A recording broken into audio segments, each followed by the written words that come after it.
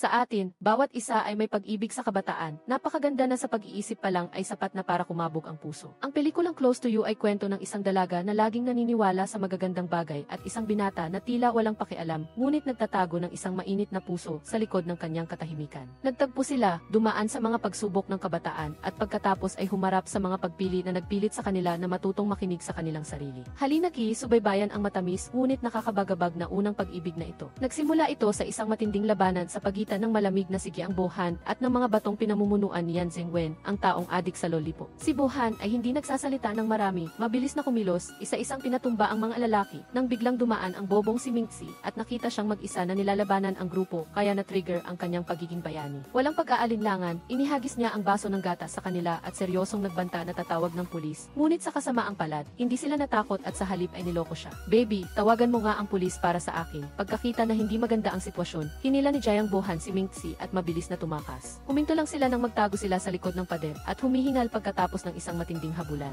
Sa sandaling iyon, napangiti si Bohan nang makita si Mingxi na kalmadong kumakain pa rin ng candy. Ngunit hindi lang iyon. Sinadya pa niyang ibuhos ang isang dakot ng candy sa kalsada na nagpagulungan sa mga humahabol na tila natapak sa isang mahiwagang balat ng saging. Mahigpit na hinawakan ang kamay ni Bohan. Si Mingxi ay walang pag-aalinlangan na hinila siyang tumakbo ulit. Ang pagtakas ay natapos lamang ng pareho silang nakahinga ng maluwag sa istasyon ng tren. Nang makita si Bohan na may matipunong katawan, kakagaling lang sa pakikipag-away at pagtakbo ng matulin ng hindi napapagod, tinanong niya kung sports ang pinag-aralan nito. Kinumpirma ni Bohan at tinanong siya pabalik. Umamin si Mingxi na hindi siya nag-aral ng sports, ngunit nag-ensayo siya para sa isang karera. Tumingin si Bohan sa maliit na babae, iniisip sa kanyang sarili kung makakatakbo ba ito ng 1 kilometro. Agad na sumagot si Mingxi, pinapaalala sa kanya na siya ang tumulong sa kanya na makatakas sa mga thugs sa pamamagitan ng matamis na kontra-atake. Sa wakas, nalaman din ng dalawa ang pangalan ng isa't-isa, at habang nagkakilala ay biglang huminto ang tren. Nawala ng balanse si Mingxi at nahulog sa bisig ni Bohan, na lumikha ng isang nakakahiya, ngunit nakatutuwang sandali. Nagtanong siya kung bakit hindi ito tumawag ng pulis ng suntukin, at sinabihan siya na maging mas maingat dahil hindi siya laging nandoon para iligtas siya. Umiti lang si Bohan na nagsasabing hindi siya magagawang saktan ni Zhengwen. Bago sila maghiwalay, marahan niyang hinaplos ang ulo ni Mingxi bilang pamamaalam. Ilang buwan ang lumipas sa Starlight Academy. Nanguna si Mingxi sa panitikan at sa pagkakataong ito ay tinulungan niya ang kanyang matalik na kaibigan na si Chunyan sa pagsulat ng isang love letter. Ang mga salitang sinulat ni Mingxi ay sapat upang maantig maging si Chunyan. Nang tanungin kung kanino ipapadala ang liham, tumingin si Chunyan sa basketball court kung saan naglalaro ang i-4 na sina Li Xiaoyang, Yi Shuhao, Chen Sujai, at Jiang Bohan. Paulit-ulit pa siyang nagpalit ng pangalan ng tatanggap sa liham, kaya naman nagulat si Mingxi sa kawalan ng desisyon ng kanyang kaibigan. Sa huli, kinumpirma ni Chunyan na ang gusto niya ay si Jiang Bohan, ang kapitan ng basketball team, ang walang talo na Diyos sa court. Pagkatapos ng klase, balak ni Chunyan na ipadala ang liham, ngunit nang makita niyang papalapit ang grupo ng mga gwapong lalaki ay namula siya at tumakbo palayo. Nahulaan ng mga kaibigan ni Bohan na ang dalawang babae ay gustong umamin, nagbibiro na ang maikling buhok na babae. Si Mingxi ay sigurado na isang atleta at nagpustahan kung sino ang tamang hula. Naalala ni Bohan ang soy milk at sausage na nawala ni Mingxi dahil sa pagligtas sa kanya mula sa mga thugs. Sa isang coffee shop, marahang sinaway ni Mingxi ang kaibigan dahil sa pagpalampas sa pagkakataon. Hiniling ni Chunyan na isulat ulit ni Mingxi ang love letter dahil aksidenteng nabago niya ang pangalan kanina at magiging masama kung ipapadala. Nakita na obsessed ang kanyang kaibigan kay Bohan. Bahagyang nag-alala si Mingxi dahil sa komplikadong social circle nito. Isinalaysay niya ang unang araw niya sa paaralan nang hindi sinasadyang marinig ni Mingxi ang pag-uusap sa pagitan ng punong guro at ng isa pa. Doon niya lang nalaman na si Bohan ay nangunguna sa buong klase, ngunit nasangkot sa isang away sa mga thugs. Napilitan ng paaralan na itago ito para maiwasan ang pagkalat ng insidente. Sa pagtingin sa orasan, biglang napagtanto ni Mingxi na oras na para sa kanyang part-time na trabaho sa convenience store, kaya mabilis siyang kumain ng noodles at tumakbo. Sa gabi, bago matapos ang kanyang shift, tiningnan ng manager ang kanyang scholarship application at pinuri siya. Iniisip na gusto niyang tulungan ang kanyang pamilya. Ngunit sinabi ni Mingxi ang totoo, gusto niya ng pera para bumili ng bagong sapatos sa pagtakbo para sa paparating na karera. Nagulat at humanga ang manager at nangako siyang susuportahan siya.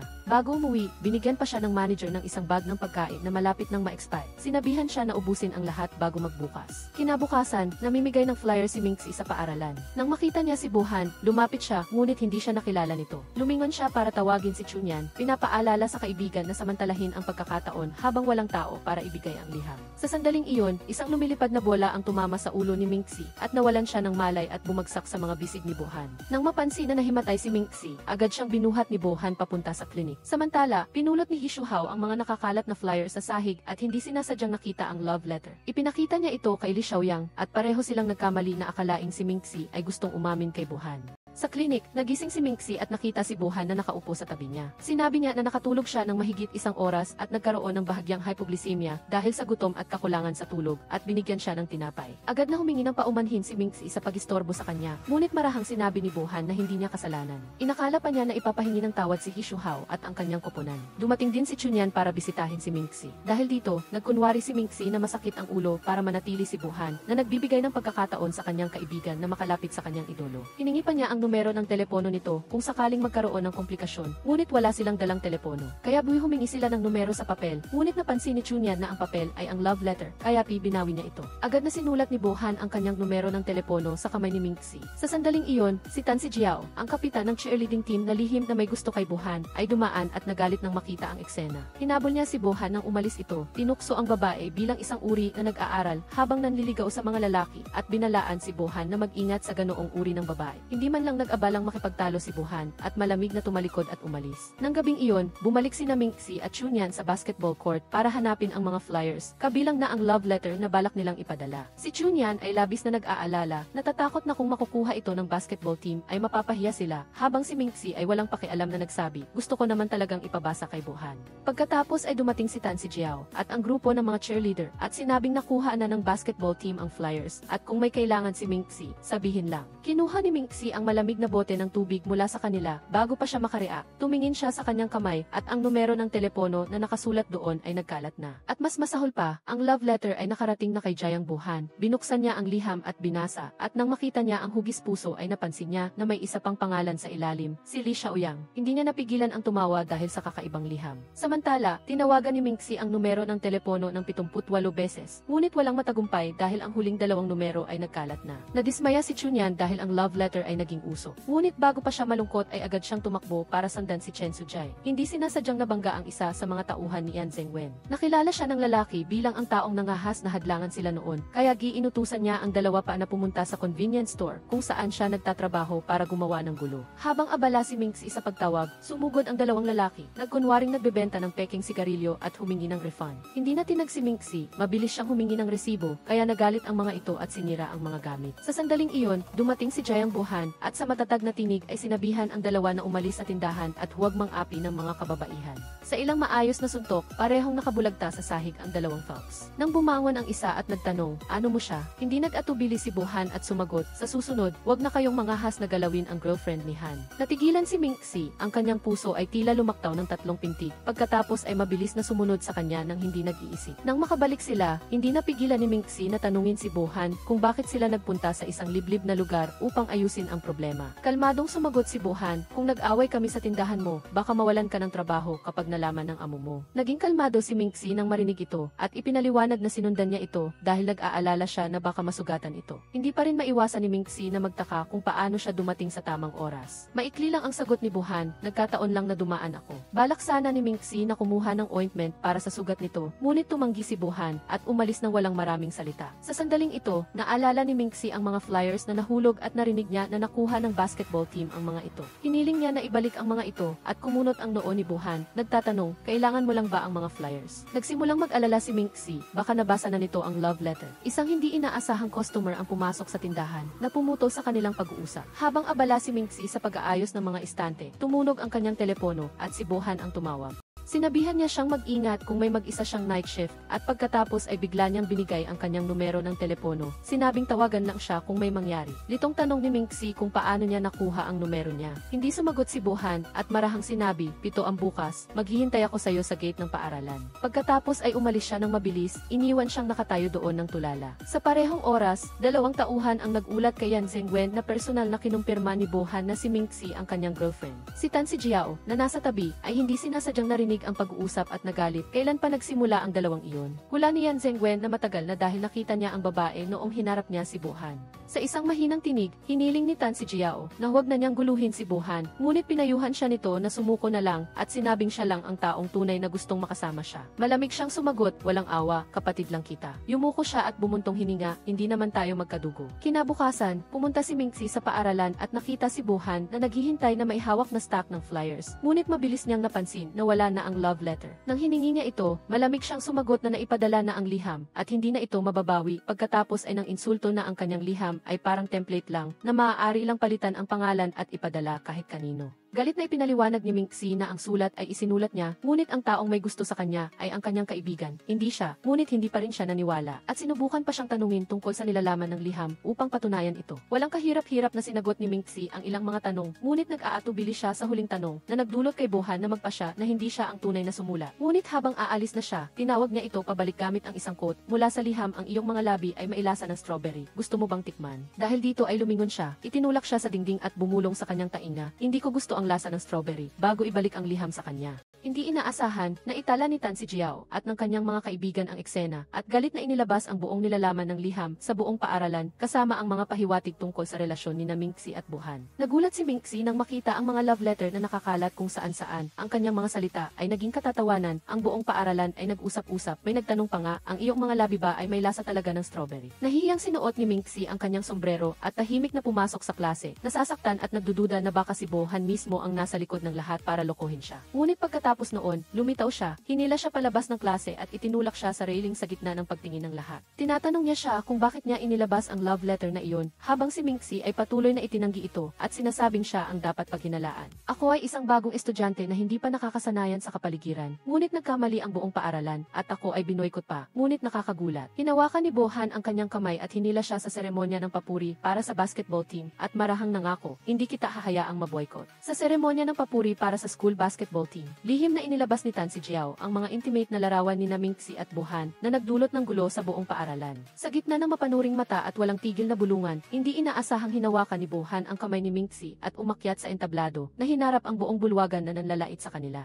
Hindi umiwas si Minxie, malinaw niyang hiniling sa taong gumawa ng poster na maninira na panagutan ang ginawa niya at sabay-sabay na nanawagan sa lahat na mag-focus sa pag-aaral at pagpapabuti ng kanilang sarili kaysa sa pag-ibig. Habang tensyonado ang kapaligiran, biglang lumingon si Bohan kay Minxie, ngumiti at sinabi sa harap ng buong paaralan, simula ngayon, gusto ko na ang lasa ng strawberry. Ang pahayag ay nagdulot ng pagkabigla sa buong bulwagan at walang humpay na palakpakan at si Minxie ay natigilan. Ngunit pagkatapos ay tinawag sila ng prinsipal na inapala ni Bohan. Mahigpit niyang sinaway si Minxie dahil sa pagbaba ng kanyang mga marka, lalo na sa English, at sinabi na abala lang siya sa pagsusulat ng mga love letter at hindi nakatuon sa kanyang pag-aaral. Itinanggi ni Minxie, ngunit hindi naniwala ang prinsipal, at inulit na ang paaralan ay nag-waive lang ng tuition fee bilang paggalang sa kanyang yumaong ama. Binalaan niya si Minxie na kung hindi siya magpapabuti, siya ay magiging expulsion, at hiniling na magsulat siya ng isang report, at binigyang diin na ang scholarship ay hindi lang nakabase sa grades, kundi pati na rin sa pag-ugali. Agad na sumagot si Bohan, sinabing ang pagsusulat ng love letter ay hindi krimen, at hindi naman nakakaapekto si Minxie sa kahit sino, at kung kailangan may masisi sa pagbaba ng grades, siya ang sisihin. Nagalit ang prinsipal, at sinabihan ang dalawa na manatili sa paaralan para alisin ang lahat ng posters. Bagaman inirekomenda ni Bohan na imbestigahan ang nag-post, matigas pa rin siyang hiniling na panagutan nila ito, at pinaalalahanan ang kanyang anak na hindi ito ang oras para mag-date. Tumango lang si Bohan at tinanggap ito, habang si Minxie ay yumuko at humingi ng paumanhin, nangangako na susundin ang mga patakaran para makapanatili at hihintayin ang scholarship. Nang hapong iyon, pareho silang naglilinis ng mga poster. Nag-aagawan sina Minxie at Bohan sa isang balde ng tubig na nabasa siya. Agad na isinuot ni Bohan ang kanyang jacket sa kanya. Ngunit kusa niyang iminungkahi na magkaroon sila ng distansya para mapanatag ang isip ng prinsipal. Nagulat si Bohan at nagtanong kung ano ang makukuha nila sa pagpapanatili ng distansya. Diretso siyang sumagot, wala. Pero bago kita makilala, hindi ako nasaway o nabalitaan. Dahil malaki ang inaasahan ng prinsipal sa'yo, hindi na tayo dapat magpaligoy-ligoy pa. Galit na sumang-ayon si Bohan, sinabihan siyang umuwi na muna at siya na ang bahala.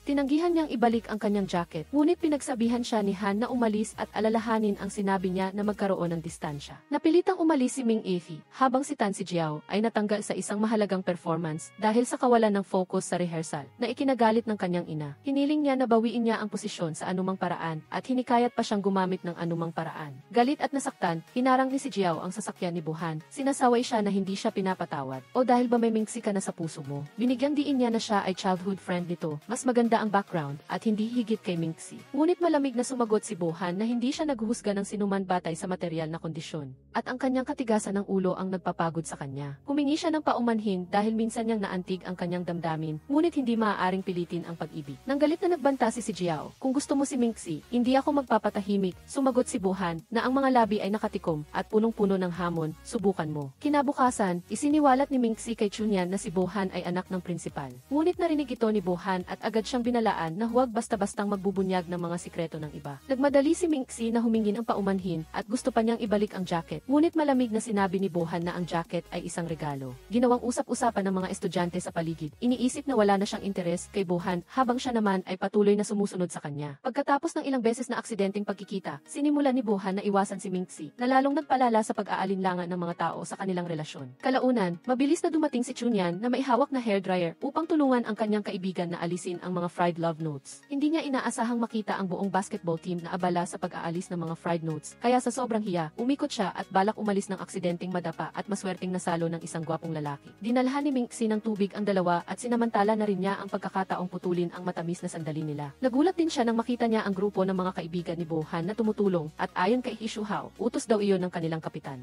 Pinahayag ni Minxie na hindi niya kailangan ng tulong, ngunit malamig na sumagot si Bohan na sinasabi na kahapon ay sinabi niyang panatilihin ang distansya, ngunit ngayon ay siya mismo ang gumagawa ng pagkakataon na magkita sila. Galit at nalilito, hinila ni Minxie si Chunyan palayo. Kinagabihan, malungkot na inalala ni Bohan ang mga sandaling kasama ang maliit na dalaga. Nagalit ang ina ni Bohan sa balita na maraming dayuhang universidad ang nag-imbita sa kanya na lumahok sa mga paligsahan. Ngunit tumanggi siya na nagpaalala sa ina kung bakit niya tinatalikuran ang mahalagang pagkakataon. Direkta lang na sinabi ni Bohan sa ina na huwag nang ipilit ang sariling opinyon nito sa kanya. Sa panig naman ni Minxie, inalala niya ang mga salitang sinabi niya kay Bohan at nagsimulang magsisi dahil baka nasaktan niya ito nang hindi sinasadya. Plano niyang makipagkaibigan para humingi ng paumanhin, ngunit nag-aalinlangan siya. Sa huli, sinabi niya sa sarili na dapat siyang mag-focus sa pag-aaral dahil iyon lang ang tanging bagay na magagawa niya para hindi mabigo ang kanyang mga magulang. Kinabukasan, biglang kumalat sa paaralan ang mga litrato ni Minxie na nasa trabaho. Hinarap ang mga bulungan na natiling kalmado si Minxie, direktang sinagot na normal na trabaho iyon. Gayunpaman, nagsimulang magsalita ng masama ang ilang estudyante. Sinasabi na ginagamit niya ang part-time job para akitin si Bohan. Hindi na natiling tahimik si Minxie. Agad siyang sumagot at hiniling na ituro kung sino ang nasa likod nito.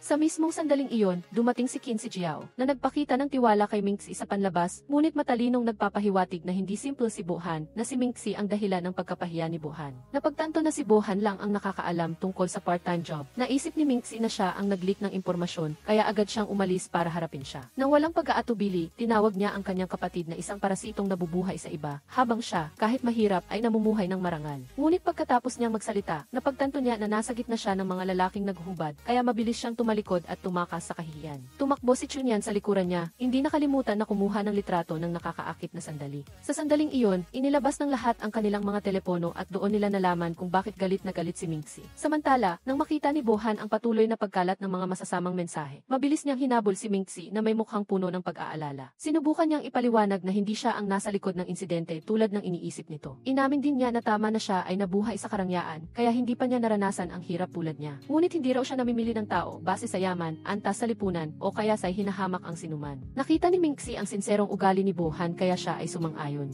Humihingi din siya ng paumanhin sa masasamang salita na sinabi niya noon, ngunit ang kanyang layunin ay hindi maapektuhan ang relasyon niya at ng prinsipal. Gayunpaman, pinahahalagahan niya ang pagkakaibigan na ito. Nang marinig ni Bohan ang salitang kaibigan, masaya siyang umiti. Sinabi niya na siya lang ang pangalawang kaibigan na mayroon siya sa paaralang ito. Pagkatapos, nag-apiran sila at opisyal na naging magkaibigan mula sa sandaling iyon. Tinawagan si Bohan, umaasang pumunta siya bilang isang huling pagtatangka na mapanatili ang kanilang damdamin. Ngunit ang telepono ay nagring lang ng walang kabuluhan. Sa entablado, sinubukan ni si Jiao na maging kalmado sa pagtatanghal. Ngunit ang kanyang isip ay patuloy na bumabalik sa mga malapit na alaala kasama si Bohan noong bata pa sila. Pagkatapos, ang imahe niya ngayon malamig at malayo. Natapos ang pagtatanghal, hindi gaanong masigla ang palakpakan at ang pagtatanghal ay pasado lang. Ang babaeng dating mapagmalaki ay umalis sa entablado nang may pagkadismaya at mag-isang tumakbo sa pintuan ni Bohan. Ang alak sa kanyang katawan ay nagpalabas sa lahat ng kanyang damdamin. Nang makauwi si Bohan, agad na lumapit si Jiao sa kanya, umiiyak at nagtatampo kung bakit hindi siya pumunta para panoorin ang kanyang pagtatanghal. Hindi na ba mahalaga ang kahit na kaunting alaala mula sa kanilang nakaraan? Sa ganitong sitwasyon, kahit pamalamig si Bohan, hindi niya kayang pabayaan siyang nakatayo sa labas na may kaawa-awang hitsura, kaya dinala niya siya sa loob ng bahay para hindi ginawin. Sa kabutihang palad, dumating si Yan Zhengwen sa tamang oras para sunduin siya. Tiningnan niya si Bohan ng matalim, tila gusto niya itong lunukin, ngunit sa labas ay nanatili siyang maamo. Maingat at dahan-dahan niyang inakbayan si Jiao. Inalalayan siya papunta sa kotse at iniwan ang isang hindi komportableng kapaligiran. Maya-maya, umuwi ang ina ni Buhan na nagpayo sa kanya na makipagbati kay Jiao Jiao dahil alam na rin ng ina nito ang tungkol sa kanila at maaaring hindi na niya pababayaan si Mingxi. Galit si Buhan sa kanyang ina, pinayuhan ang mga magulang na huwag makialam at kung gagalawin nila si Mingxi, gagalawin din nila si Buhan. Malamig din siyang nagpahayag na direkta siyang magtatapat kay Mingxi para igiit ang kanyang pagmamayari. At tama nga, kinabukasan, maaga siyang nag-abang kay Mingxi. Nang makarating siya, kasama si Chunyan, muli niyang tinanong kung sino ang sumulat ng love letter. Tinampal ni Mingxi ang kamay ng kanyang matalik na kaibigan para bigyan siya ng senyas, ngunit nagdahilan si Chunyan at tumakas. Iniiwan si Mingxi na nalilito at nagpapaliwanag ulit. Ngunit hindi na raw mahalaga, sinabi ni Buhan na babawiin niya ang kanyang sinabi.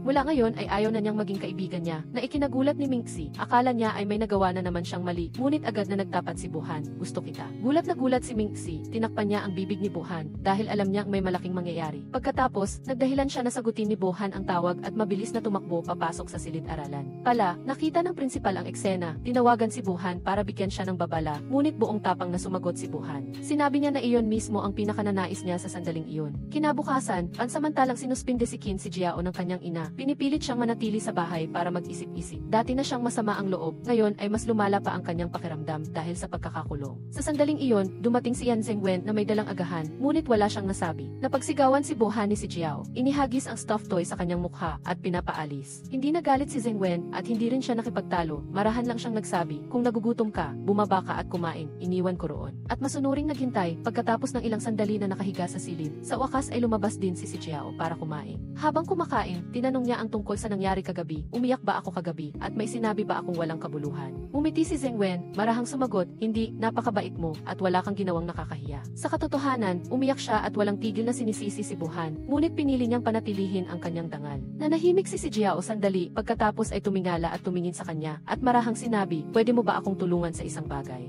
Ang boses na iyon, kahit malambing, ay mayroong nakatagong plano sa likod. Samantala, ang dalawang magkasintahan ay parang buntot, sumusunod si Buhan kay Mingxi hanggang sa convenience store kung saan siya nagtatrabaho. Natatakot si Mingxi na baka magkamali ng pag-unawa ang manager, ngunit sa isang tingin lang ay alam na niya kung ano ang nangyayari. Sa halip na pigilan, pinayagan pa niya silang kumain ng pananghalian ng isang oras na may makataong dahilan na ang pagdidate ay mahalaga. Sa restaurant, nagpapakita si Buhan na mapili, pinaghihiwalay ang mga pagkain na may masyadong maraming asukal, asin at taba. Ngunit ipinagtanggol ni Mingxi ang kanyang paboritong restaurant na nagsasabing ito ang pinakamasarap na lugar sa loob ng 2 kilometro. Bilang isang atleta, nakita niya na hindi malusog ang mga pagkain ito. Ngunit dahil sa nakakatuwang paraan niya sa paghimok, sinubukan niya. Ang lasa ay masasabing okay lang, ngunit sa paraan niya ng pagkain, para bang natikman na niya ang pinakamasarap na bagay sa buong mundo. Pagkatapos kumain, bumalik si Buhan sa convenience store. Walang sinasabi at bumili ng 2 basket ng mga bagay. Nag-alala si Mingxi, natatakot na baka masyadong magastos siya. Ngunit nang matapos siyang magbayad, kinuha lang ni Buhan ang isang lollipop at kalmadong sinabi, ang iba ay binili ko para sa iyo. Nasisiyahan siya sa tamis ng candy na tila nilalasahan niya ang tamis ng umusbong na pag-ibig na nagpapapula sa mukha ni Mingxi dahil sa pang-aasar ng manager. Pagkatapos ng trabaho, nakita ni Mingxi ang grupo ng mga lalaking nangugulo na nakapaligid kay Buhan at balak sana niyang tawagan ang pulis, ngunit sinabi ng grupo na siya pala ang hinahanap nila at siya mismo ang dumating. Nang makita ito, inakbayan ni Buhan si Yan Zhengwen at sinabing matalik silang magkaibigan. Sinabihan si Mingxi na huwag siyang mag-alala, pagkatapos ay bumalik silang dalawa at nagbulungan. Pagkatapos, nakipagtulungan si Yan Zhengwen kay Buhan, sinabing kailangan talaga nilang mag-usap dahil sa hindi pagkakaunawaan. Sinabihan siya ni Buhan na umalis na, at umalis siya nang walang pag-aalala. Hindi niya alam na kapalit ng kanyang kapayapaan ay ang matinding pambubugbog kay Buhan. Nang maramdaman ni Mingxi na may mali, mabilis siyang bumalik sa lugar na iyon, ngunit wala na doon ang sinuman at napulot niya ang telepono at D-card ni Buhan. Kinabukasan, biglang nawala si Buhan nang walang bakas.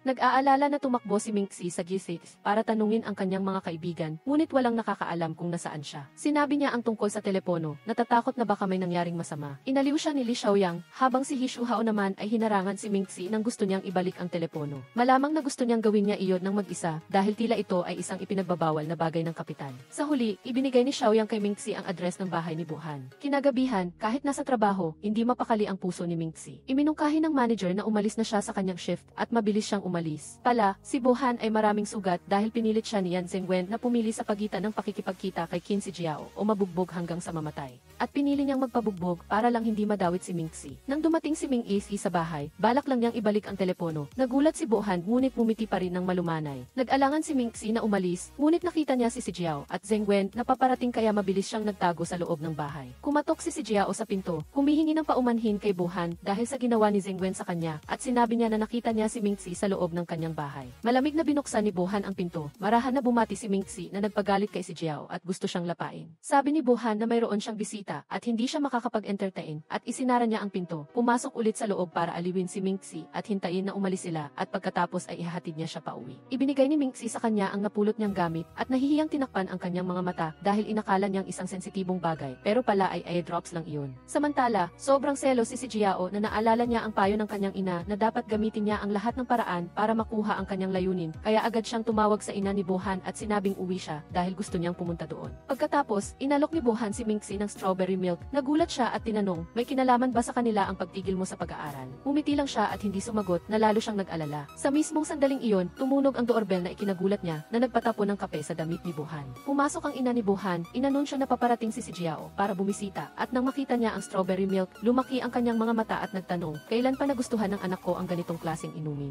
Umiti lang siya at dinala ang bote ng gatas sa kusina kung saan nagtatago si Mingxi at marahang sinabi, kagagawa ko palang magkagusto rito. Pagkatapos, dinala niya siya sa kanyang silid at walang pakialam na nagpalit ng damit sa harap niya na nagpapula sa mukha niya. Umiti siya at sinabi na pinapalitan siya ng kanyang ina ng damit kaya wala siyang magagawa. Sinabihan siyang maghintay sandali at tutulungan niya siyang lumabas na may isang kondisyon. Nang nag-aalinlangan si Mingxi na tanungin kung ano ang kondisyon, marahang sinabi ni Bohan, mula ngayon, hindi mo na ako dapat iwasan pa. Si Mingxi, na mabilis na tumitibok ang puso, ay tumango at sumang-ayon. Pagkatapos mag-away sa kanyang ina tungkol sa pag-aaral sa ibang bansa, pinagtawanan ni Bohan ang kanyang ina na nagalit at pumasok sa kanyang silid para samantalahin ang pagkakataon na mailabas si Mingxi. Sa isang hiwalay na pangyayari, lihim na sinusubaybayan ni Chunyan si Tuojie sa aklatan, nahuli siya at tinanong kung bakit madalas siyang sinusubaybayan. Nagbigay si Tuojie ng ebidensya na si Chunyan ay isang sikretong tagahanga na hindi na niya maikakaila. Nalaman din niya na may hawak itong aklat tungkol sa sports injuries. Pala, ang pagbaba ng porma ni Tuojie at ang kanyang madalas na pagliban sa mga training ay dahil sa injury, hindi niya gusto na malaman ng kahit sino kaya tinakpan niya ang bibig niya. Sa huli, umupo sila ng magkatabi at nag-usap at inamin ni Chunyan na sumulat siya ng love letter para sa maraming tao sa basketball team.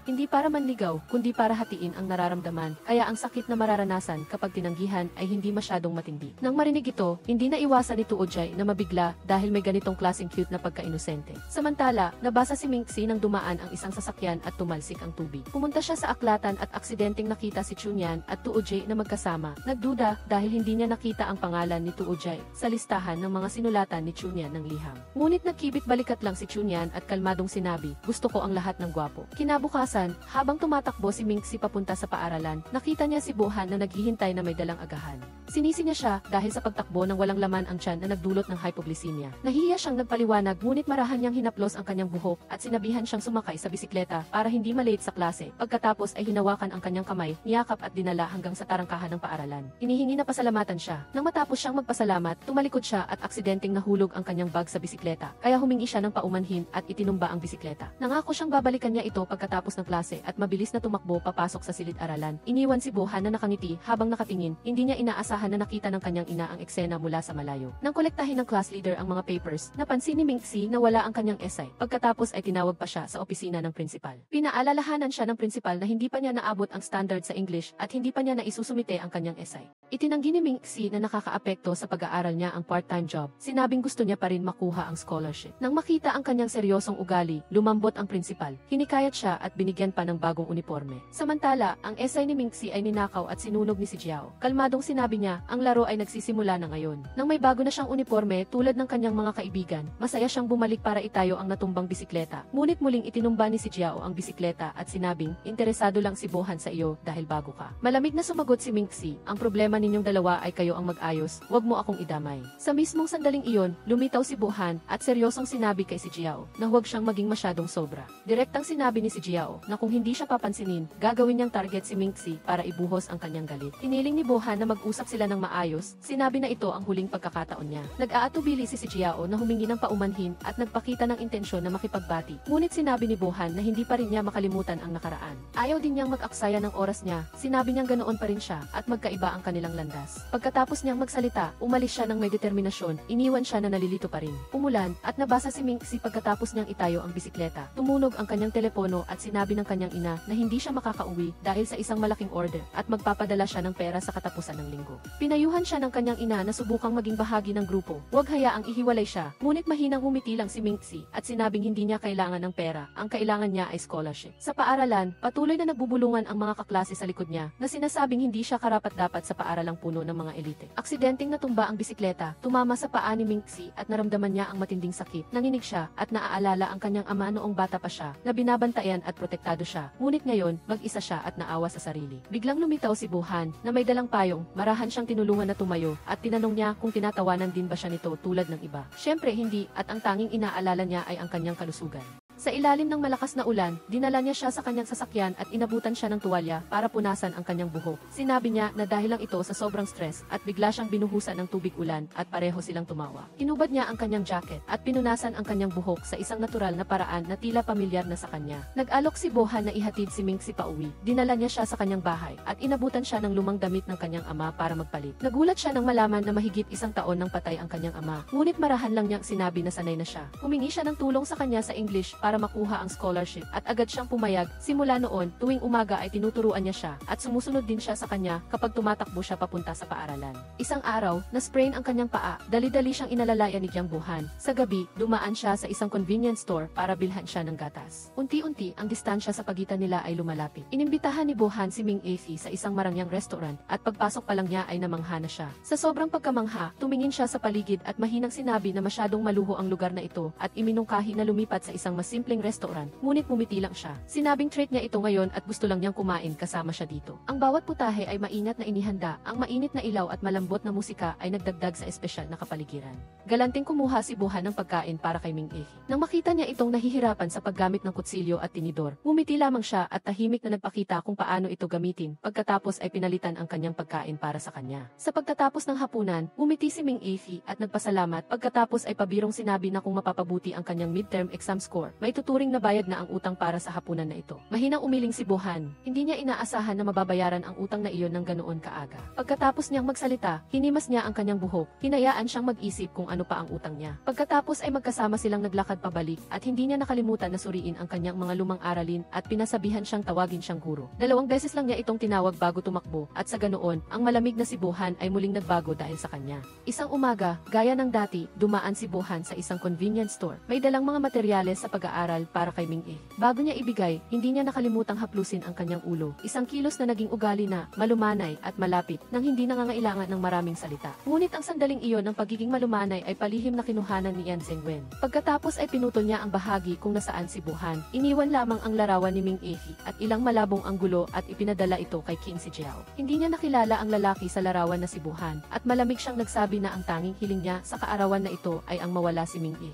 Umiti si Yan Zhengwen bilang pagsang-ayon, ngunit hindi nakalimutang magbigay ng kondisyon upang makamit ito. Kailangan niyang isakripisyo ang isang bagay, si Buhan. Kinaumagahan, papunta si Ming Efi sa paaralan nang bigla siyang tawagin ni Suonyan. Hinila siya sa isang tabi at ipinakita sa kanya ang serye ng mga larawan at artikulo na mabilis na kumakalat. Ang mga malalabong larawan, kasama ang nakakapanirang puri na headline, ay nagpahayag na ang babaeng estudyante ng paaralan ay sinusuportahan ng isang mayamang tao. Ang balita ay kumalat ng mabilis, ang mga malalabong larawan kasama ang malisyosong paninira ay kumalat sa buong paaralan, na naging sanhi ng walang humpay na bulungan ng mga estudyante. Hindi pinalampas ng ina ni si Jiao ang pagkakataon at agad na pinindot ang prinsipal na pinipilit siyang bigyan ng seryosong aksyon ang isyong ito sa moralidad. Sa simula, nag-aalangan ang prinsipal dahil hindi sapat ang linaw ng larawan para mag-akusa, ngunit nang magbanta ang nanay ni si Jiao na ibubunyag ang ilang bagay na may kinalaman kay Jiang Buhan na maaaring makaapekto sa reputasyon ng paaralan. Napilitan siyang magdesisyon. Tinawag si Ming Efi sa opisina ng prinsipal kung saan hinarap niya ang seryosong tingin at direktang tanong, maaari mo bang ibigay ang pagkakakilanlan ng lalaki sa larawan? Kung patuloy siyang tahimik, isususpindi siya ng paaralan ng 1 linggo para sa investigasyon. Ang 1 linggong suspensyon ay nangangahulugang mawawalan siya ng karapatang kumuha ng midterm exam at mawawala ang kanyang pagkakataon para sa scholarship. Mahigpit na hinawakan ni Ming Efi ang kanyang kamay, nanikip ang kanyang lalamunan, hindi ko po masabi, ngunit kailangan siyang paniwalaan ng prinsipal, at sa sandaling iyon, bumukas ang pinto.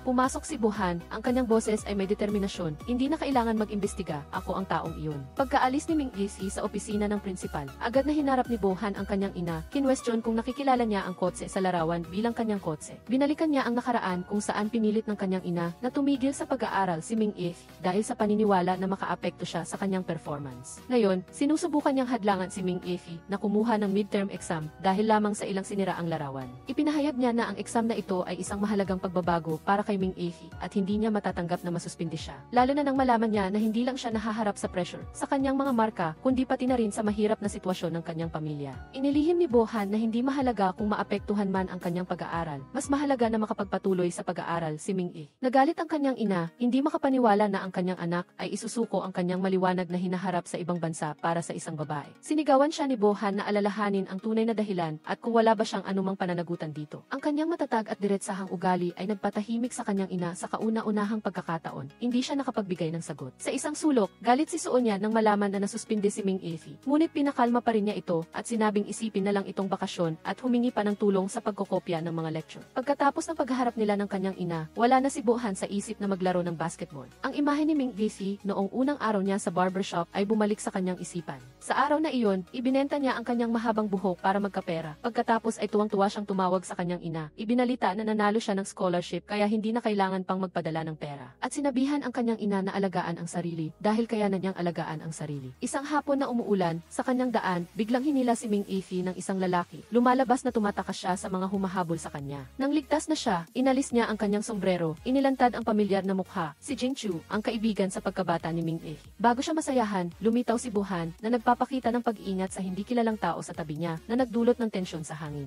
Kailangan pang magsalita ng malakas si Ming Isi para mapigilan ang dalawa sa pag-aagawan at bago pa man magtagal ang kapayapaan, biglang dumating si Yan Zhengwen kasama ang kanyang mga tauhan. Nagtulungan sina Bohan at Jing Chu na lumaban, nakatakas at tumakbo pabalik sa bahay ni Ming Isi. Umuwi ang kanyang ina para bisitahin ang kanyang anak na babae at nagulat siya nang makita ang dalawang hindi pamilyar na lalaki sa bahay. Ipinaliwanag ni Ming Isi ang sitwasyon. Nakilala ng kanyang ina si Jing Chu at nakita na masaya ang kanyang anak kasama ang kanyang mga kaibigan, kaya medyo nakampante siya. Bago siya umalis dahil tinawag siya ng kanyang ina, nangako si Bohan na babalik siya para bisitahin siya at titiyakin na gagawa siya ng paraan para malutas ang suspensyon sa kanyang pag-aaral. Kung galit pa rin siya, maaari siyang kagatin para maibsan ang galit. Sinabi niya na hindi siya aso kaya hindi niya kailangang kagatin siya. Sinabihan pa ni Bohan na paalisin ang third wheel para hindi siya mag-alala. Nang makauwi si Ming Isi at uminom ng tubig, narinig niya ang kanyang ina at si Jing Chu na nag-uusap at nalaman na maninirahan na siya sa kanila para maging mas madali ang pag-aaral. Dahil matalik na magkaibigan ang kanilang mga pamilya at parehong namatay ang kanilang mga ama, kailangan na nilang magkatuwaan bilang pamilya. Kinaumagahan, maagang gumising si Ming Isi para mag-jogging. May dalang-dalawang tinapay para sa almusal. Ngunit natuklasan ni Jing Chu na expired na ang mga ito. Bagaman sinasabi niya na ayos lang ang lahat,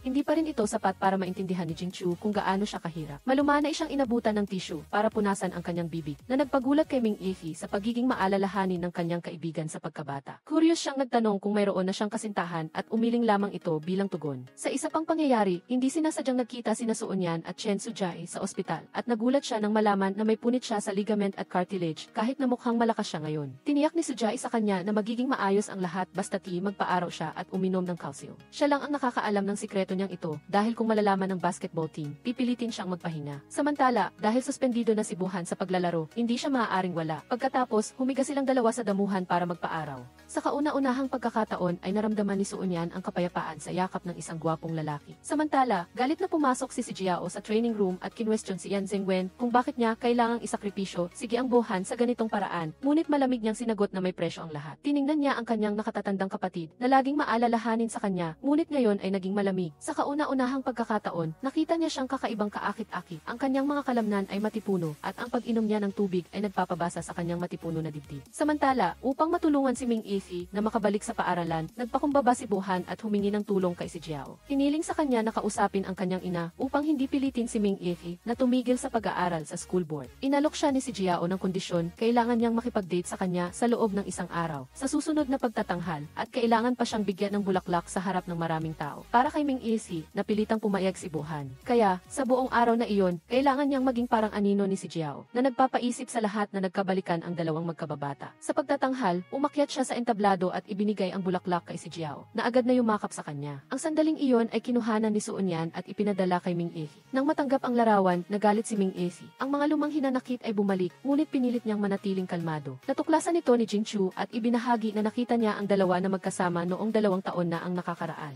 Hindi na niya inisip ito at inaya si Jingchu na mag-jogging. Hindi niya inaasahan na makikita niya si Bohan at si Jiao na magkasama habang sila ay nagja-jogging. Nang makita siya ni Bohan, agad niyang itinago ang bulaklak sa likod niya habang sinadya ni si Jiao na sabihin na inihatid siya nito pagkatapos ng pagtatanghal. Hindi rin nagpatalo si Jingchu. Hinila niya si Ming Efi sa kanyang bisig at sinabi na magpatuloy na silang tumakbo para hindi maabala ang dalawang nagde-date. Sa huli ay napagtanto ni si Jiao na hindi na siya maaaring magpatuloy sa pagmamahal kay Bohan. Ang isang taong katulad niya ay hindi karapat-dapat sa kanyang taos-pusong pagmamahal. Kaya nagdesisyon siya na dapat silang maging normal na magkaibigan at tahimik na tumango si Bohan bilang pagsang-ayon. Kasabay nito, nakita ni Jingchu na malungkot si Ming Efi kaya humanap siya ng paraan para mapasaya siya. Sumigaw silang dalawa ng malakas para ilabas ang lahat ng kanilang bigat sa dibdib at pagkatapos ay dumaan sila sa convenience store kung saan nagtatrabaho si Ming E. Nalaman ni Jingchu na ang mga expired na tinapay ay galing sa lugar na ito. Nagtitipid siya hanggang sa punto na kinakain niya ang mga tinapay na ito. Tinanong niya kung magkano ang utang nila at sinabi niya na magtutulungan silang bayaran ito dahil ang kanyang ama ang sanhi ng pagkalugi ng ama ni Ming Efi sa isang investment. Ngunit sinabi ni Ming Efi na sila ang may pananagutan at kung magiging masipag sila, mababayaran nila ang lahat sa loob lamang ng 1 taon at ang bawat isa ay dapat na mag-alala para sa kanilang sariling pamilya. Hindi nakipagtalo si Jingchu sa kanya. Bagkus, kinuha niya ang bag ng tinapay at sinabihan siyang patayin ang ilaw at sarado ang pinto at tumakbo na muna pauwi para maunahan siya sa banyo. Ngunit natalo pa rin siya ni Ming Efi sa pagtakbo. Ngunit sa gabing iyon, habang nakahiga sa kama, hindi niya maintindihan ang magulong damdamin sa kanyang puso. Biglang may mensahe mula kay Bohan. Sinabi niyang nasa harap siya ng kanyang bahay. Hindi pa rin siya lumalabas hanggang sa nagbanta si Bohan na sisigaw siya para marinig ng buong kapitbahayan, kaya napilitan siyang lumabas. Sinubukan ni Bohan na ipaliwanag na wala siyang relasyon kay si Jiao. Ngunit malamig na sumagot si Ming Efi. Wala nga, ang mga yakap at bulaklak lamang sa pagitan ng magkababata. Agad na tinanong siya ni Bohan kung nagsiselos ba siya. Nagtanong din siya kung sino si Jingchu at bakit siya laging nasa paligid niya. Kalmadong sumagot si Ming Efi na kaibigan lang niya si Jingchu at nakikituloy lang sa kanila dahil hindi pa siya nakakahanap ng matitirhan. Sa sandaling iyon, tumunog ang telepono ni Ming Efi. Ang prinsipal ang tumatawag para ipaalam na maaari na siyang bumalik sa paaralan kinabukasan. Hinawakan ni Ming Efi ang kamay ni Bohan at sumigaw sa tuwa. Sa isa pang pangyayari, ayaw ni Suonyan na magdusa si Sujai sa kanyang pag-iensayo, kaya pinilit niya itong mag-physical therapy at kung hindi siya papayag, ibubunyag niya ito sa lahat. Ayaw ni Sujai at hindi niya gusto ang panghihimasok nito sa kanyang buhay. Ngunit makapal ang mukha ni Suonyan at dinala ang bag ni Sujai. At kung hindi siya sasama, hindi niya ibabalik ito, kaya sa huli, nasa therapy room si Sujai at siya. Natakot si Suonyan nang makita ang acupuncture session niya. Sinabihan siya ni Sujai na humiga at magpahinga sandali, ngunit sinabi niya na hindi siya matutulog, ngunit pagkatapos ay nakatulog siya ng mahimbing. Dumating na ang araw ng midterm exam, nag-focus si Ming Efi sa pagsagot ng kanyang mga tanong, habang si Bohan ay mas matagal siyang tiningnan kaysa sa pagsusulat. Nang inilabas ang mga resulta, nakakuha si Ming Efi ng 7 TA at nasa top 50 ng paaralan, ngunit nag-aalala pa rin siya dahil 3 scholarship spots lamang ang available. Dali-dali siyang hinila ni Suonyan sa isa pang bulletin board kung saan naroon ang mga resulta ng scholarship at kasama na ang pangalan ni Ming Efi sa listahan. Niyakap nilang dalawa ang isag-iisa, ang kanilang kaligayahan ay sumabog. Umakyat si Bohan sa rooftop at hinila si Ming Efi. Masaya niyang ibinahagi ang kanyang kaligayahan at sinabi na dahil sa kanyang tulong sa pag-aaral, kaya nakuha niya ang ganoong resulta at dahil din sa kanya, kaya nagkaroon siya ng pagkakataong makabalik sa paaralan. Sa sandaling iyon, may bumagsak na shooting star at tuwang-tuwa niyang hinawakan ang kanyang kamay upang pagmasdan ang langit. Ang sandaling iyon ay nagpalapit sa kanila. Nagkunwari si Bohan na may nakita siyang isa pang shooting star at malumanay na hinalikan sa pisngi si Ming Efi. Hindi siya nagalit, umiti lang siya. Ngunit ang kaligayahan ay hindi nagtagal. Kahit na sinabi ni si Jiao na susuko na siya kay Bohan, palihim pa rin niyang in-upload ang larawan nilang magkayakap sa pagtatanghal na mayroong nakatagong mensahe na hinahamon si Ming E.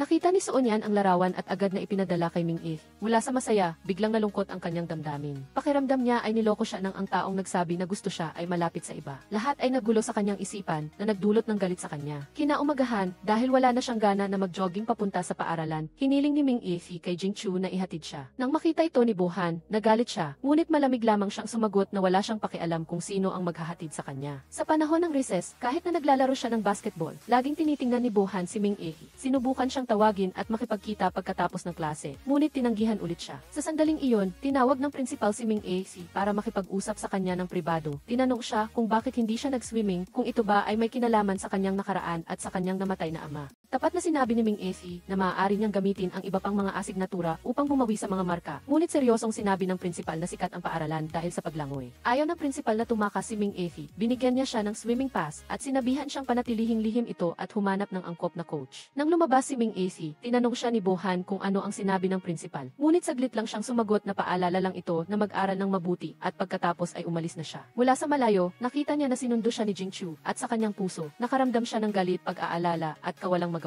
Sa ibang araw, papunta sila sa paaralan. Nagkaroon ng problema ang electric bike ni Jingchu, kaya kailangan niyang huminto para tingnan ito. Bumaba si Ming Esi sa bike at bumuntong hininga. Ang kanyang mga mata ay nag-aalala dahil sa sapilitan na credit sa swimming na hindi niya maiiwasan. Pinalakas ni Jingchu ang loob niya, sinabing hindi mahirap ang paglangoy tulad ng iniisip niya. Siya ang magtuturo sa kanya, kailangan lang siyang maging matapang na lumapit sa tubig ng unti-unti para maramdaman na hindi ito nakakatakot tulad ng iniisip niya. Nang naubusan ng baterya ang bike, kailangan niyang gamitin ang kanyang dalawang paa para dalhin siya sa paaralan. Sa sandaling iyon, nasaksihan ni Bohan ang kanilang pagiging malapit at nakaramdam siya ng matinding selos. Sa gabing iyon, sa paaralan, pumunta sina Jingchu at Ming Esi sa swimming pool. Gusto niyang kung tutulungan niya itong malampasan ang kanyang takot sa tubig, kailangan niya siyang tawaging kuya. Ang kanilang tawanan ay nakita ni Bohan na dumadaan, tinitingnan ang screen ng kanyang telepono na puno ng mga mensahe na hindi pa nasasagot na lalo pang nagpabigat sa kanyang kalooban. Hindi niya napigilan ang sarili, pumasok siya at diretsahang tinanong kung ano ang ginagawa nila. Ihinagka ni Jingchu ang kanyang braso sa balikat ni Ming Esi at sumagot ng walang pag-aalinlangan na nagde-date sila. Tiningnan ni Bohan si Ming Esi, naghihintay ng malinaw na sagot, ngunit malamig lamang siyang sumagot na ang mayroon man o wala ay walang kinalaman sa kanya. Dahil dito, galit na sumagot si Bohan na ang kanilang relasyon ay walang kinalaman sa mga labas na tao. Nag-away ang dalawang binata at si Ming Esi ay natakot at sinubukang awatin sila, ngunit hindi sinasadyang nadulas at nahulog sa pool. Agad silang tumalon para iligtas siya at sa huli ay binuhat ni Bohan si Ming Esi palabas ng tubig. Tahimik na umupo ang tatlo at lahat ay nakakaramdam ng matinding pagkakasala sa kanya. Sa gabing iyon, hindi makatulog si Ming Esi. Naaalala ang sinabi ni Bohan na wala siyang relasyon kay si Jiao. Samantala, naalala ni Bohan ang sinabi ni Jingchu na alam lang niyang sabihin ang gusto kita, ngunit wala siyang alam tungkol kay Ming Esi, na ang kanyang mundo ay umiikot lang sa kanyang sarili. Nag-isip-isip siya, hindi niya na makayanan, kaya pumunta siya sa bahay ni Ming Esi para malaman ang dahilan kung bakit siya takot sa tubig. Bumuntong hininga si Jingchu at sinabi na ang ama ni Ming Esi ay namatay sa pagkalunod habang nagliligtas ng isang tao. Natahimik si Bohan at tinanong si Jingchu kung gaano siya katagal mananatili doon.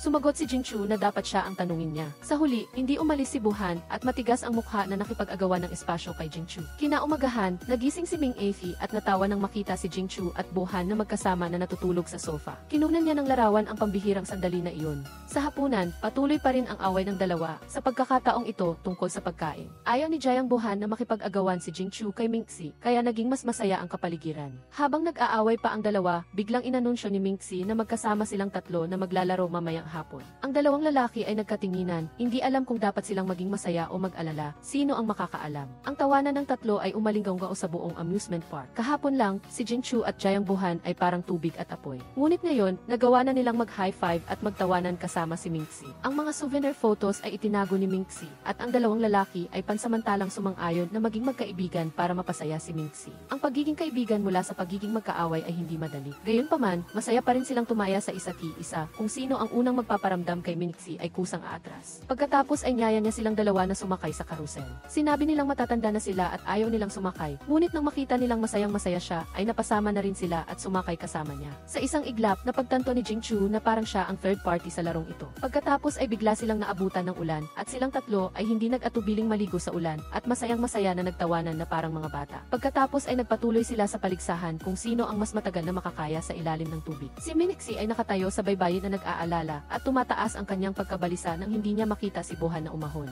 Sa sandaling iyon, bumalik ang mga lumang alaala. Minsan siyang nakatayo sa baybayin, desperadong sumisigaw ng pangalan ng kanyang ama. Walang magawa habang nanonood siyang nalulunod. Hindi na nag-isip pa, agad na hinubad ni Mingxi ang kanyang damit at lumukso sa tubig. Isang kamay ang humahawak sa salbabida at ang isa ay malakas na lumalangoy, naghahanap. Sa kabutihang palad, si Bohan ay umahon sa ibabaw ng tubig at si Mingxi ay agad na yumakap sa kanya na parang takot siyang mawala ito. Pagkatapos noon, ang dalawang binata ay naligo ng magkasama at inamin ni Jingchu na siya ang natalo, ngunit hindi niya tinanggap ang pagsisikap ni Bohan sa kanyang puso. Gayunpaman, nagbanta siya na kung saktan niya si Mingxi, hahabulin niya ito kahit na siya ay maging multo. Pagkatapos, naunang umuwi si Jingchu at iniwan si Jayang Bohan sa tabi ni Mingxi. Marahan niyang tinanong kung bakit siya sumisid para iligtas siya, kahit na takot siya sa tubig. Sumagot si Min Ae na blanco ang kanyang isip noong oras na iyon at naisip lang niya na kung hindi siya sumisid, mawawalan na naman siya ng isang tao, tulad ng nangyari noon. Hindi alam ni Jayang Bohan kung paano aliwin ang iba, ngunit alam niya na ang mga taong nakaranas ng parehong sakit ng pagkawala ng isang mahal sa buhay ang makakaintindi. Sinabi niya sa kanya ang tungkol sa kanyang nakababatang kapatid. Ang kanyang nakababatang kapatid na si Baiyang ay masigasig sa pagsulat ng kanta, pag-awit at napakatalino. Ngunit hindi ito binigyang halaga ng kanilang ina at palaging pinipilit siyang maging katulad ni Jayang Bohan at magkaroon ng isang mahusay na karera sa pag-aaral.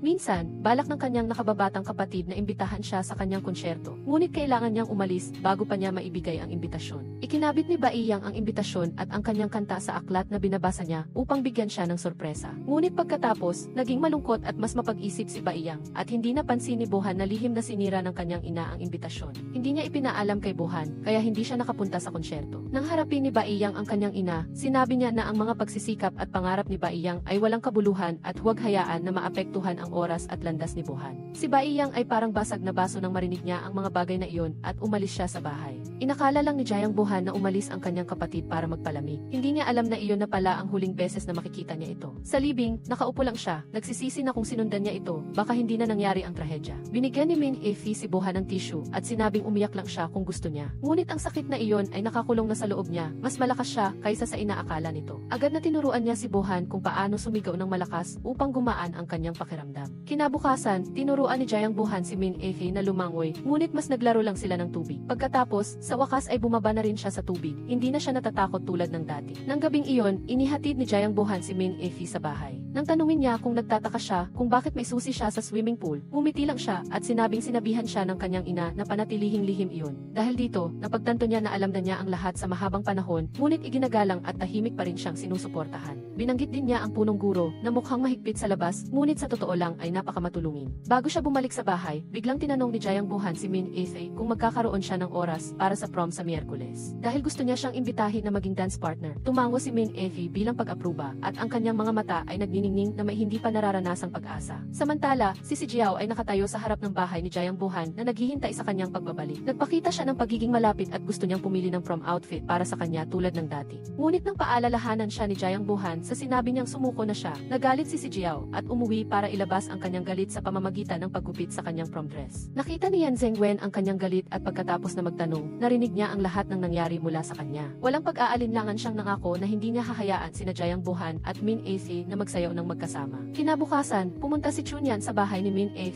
para tulungan siyang pumili ng damit para sa prom at hindi sinasadyang narinig ni Jingchu ang kanilang usapan nang umuwi siya mula sa trabaho. Lihim siyang nag-isip kung matutulungan niya ba ang kanyang maliit na kaibigan na magkaroon ng pangarap na sapatos sa sayaw. Pagkatapos noon, madalas ding tinuturuan ni Jayang Bohan si Min Ae na sumayaw.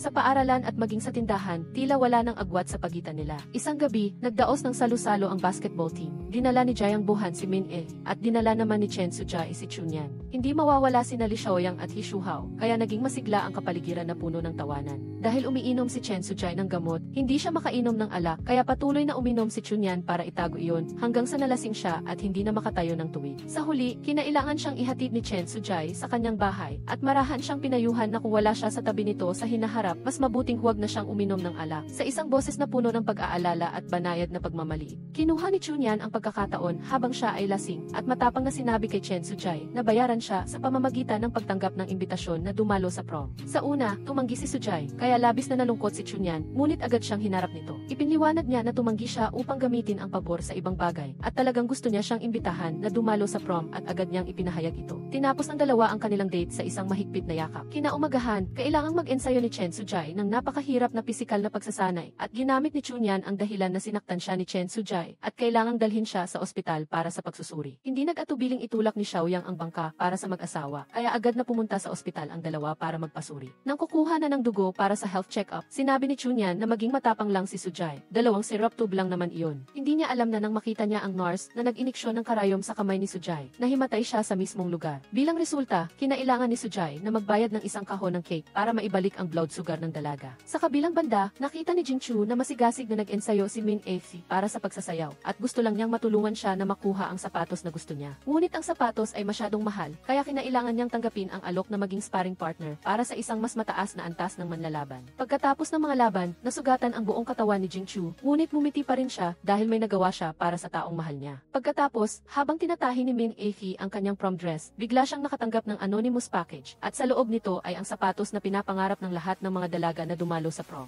Sa daan, nakilala niya ang isang grupo ng mga thugs na humarang sa kanyang daan. Halatang halata na inutusan sila ni Yan Zhengwen. Samantala, si Min Afi ay nag-aalala na naghihintay sa harap ng bahay dahil hindi pa dumarating si Bohan. Tumawag siya ngunit hindi ito sumagot. Sa sandaling iyon, tumawag si Chunyan at nagulat siya. Para hindi mapahiya, dali-daling nagsinungaling si Min Afi na papunta na siya. Hindi pa niya alam kung paano lulutasin ang problema nang biglang dumating si Jingchu at sinabi na may biglaang lakad si Bohan at pinakiusapan siya na ihatid siyang papunta sa prom para hindi sila mahuli sa oras. Pagdating niya sa marangya at magandang espasyo ng prom, biglang naramdaman ni Min Afi na maliit siya at nawawala. Gayunpaman, dahil sa banayad at taos-pusong pampatibay loob ni Jingchu, nabawi niya ang kanyang kumpiyansa at pumasok. Nakita ni Jingchu ang kanyang magandang maliit na kaibigan na nakasuot ng sapatos na binigay niya at nagsisi siya na kailangan niyang umatras. Nang pumasok siya sa gitna ng prom, tinignan siya ng lahat. Isang grupo ng mga dating kaibigan ang hindi pinalampas ang pagkakataon na tuksuhin siya. Tinawag siyang pangit na pato na nagiging swan. Sa sandaling iyon, biglang dumating si Jiao. Pinutol ang mga mapanuksong salita at nagpakita ng kabaitan nang bigyan si Min Afi ng isang pearl necklace. Sinabi niya na kailangan ni Min Afi na magmukhang karapat-dapat para kay Jiang Bohan, ang taong naging dance partner niya sa loob ng maraming taon upang hindi ito mapahiya. Kahit na nabalisa siya, magalang pa ring nagpasalamat si Min Afi.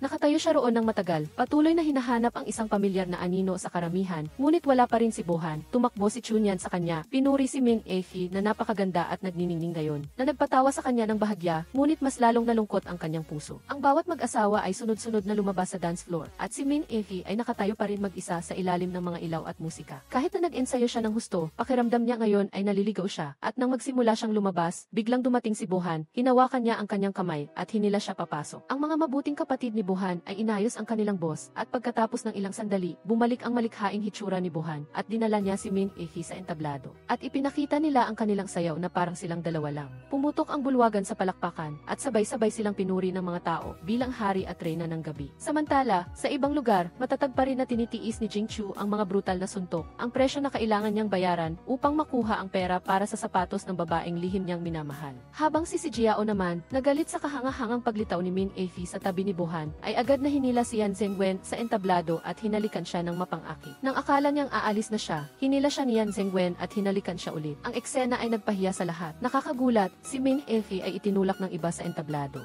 Sinabi nila na inggit siya, kaya gusto pa niyang sumayaw ng isa pang kanta. Nag-aalala si Jiang Bohan na hindi kaya ni Min Afi, ngunit sinabi niya na hawakan niya ang kanyang sapatos at sumayaw ng may kumpiyansa. Sino ang mag-aakala na mapakikilos niya ang buong karamihan at maging isang tunay na masayang party? Nang ihatid siya ni Jiang Bohan sa bahay, gusto niyang maging mas malapit pa sa pamamagitan ng pagtulak sa kanya malapit sa pinto. Nang yumuko si Bohan, balak niyang bigyan si Min Afi ng isang malambot na halik nang biglang dumating si Jingchu na nagpapahirap sa kanilang dalawa. Nagmadaling ipinaliwanag ni Min Afi na nasaktan ang kanyang paa at tinulungan lang siya ni Bohan na makauwi. Ngunit pagkatapos suriin ang pinsala, nag-alok si Jingchu na tulungan siyang maglagay ng gamot. Muling hinarap ni Min Afi si Jingchu tungkol sa kanyang pagkaantala at sa bagong sapatos na natanggap niya. Tinanggihan ni Jingchu, sinabing wala siyang pera at tumingin kay Bohan, at si Bohan naman na naunawaan ang ibig niyang sabihin ay inangkin na siya ang bumili ng sapatos upang itago ang lihim ng kanyang kaibigan. Kinaumagahan, habang naglilinis si Min Afi, biglang dumating ang isang grupo ng mga nagpapautang. Nang hindi nakakita ng pera, hinalukay nila ang kanyang mga gamit at natuklasan ang mamahaling sapatos. Nagdududa na itinago niya ang pera at malakas na nagbanta na kung hindi siya magbabayad ng utang sa loob ng 3 araw, magkikita-kita sila. Nagmamadaling hinabol ni Min Afi ang mga ito upang bawiin ang sapatos, ngunit natumba siya sa harap ng pinto. Dumating si Jingchu sa tamang oras, dali-dali siyang tinulungan na makabangon, kinarga siya papasok sa bahay, at marahan na nilinis ang kanyang sugat at sinubukan siyang pasayahin. Kinagabihan, natuklasan ni Jiang Bohan na palihim na umalis si Jingchu sa bahay. Lihim siyang sumunod at nagulat nang makita si Jingchu na binubugbog sa isang underground boxing ring. Sinubukan niyang mamagitan ngunit pinigilan siya ng tagapamahala na nagpapaalam sa kanya na si Jingchu ay pumirma na sa isang sparring contract. Nagalit si Jiang Bohan at binalaan si Jingchu na kung malaman ito ni Min Afi, labis siyang masasaktan. Ayaw niyang makita ang kanyang kaibigan na patuloy na binubugbog, kaya nagpasya siyang pumalit kay Jingchu sa ring kahit na hindi hindi siya marunong sa martial arts. Bilang resulta, si Jayang Buhan ay binugbog, ngunit patuloy siyang sumasalo ng mga suntok. Habang humihingal, pinayuhan niya si Jingchu na huminto at sinabi niya na magkasama silang magtutulungan sa pera, sa lahat ng bagay at sa pag-aalaga kay Min-e.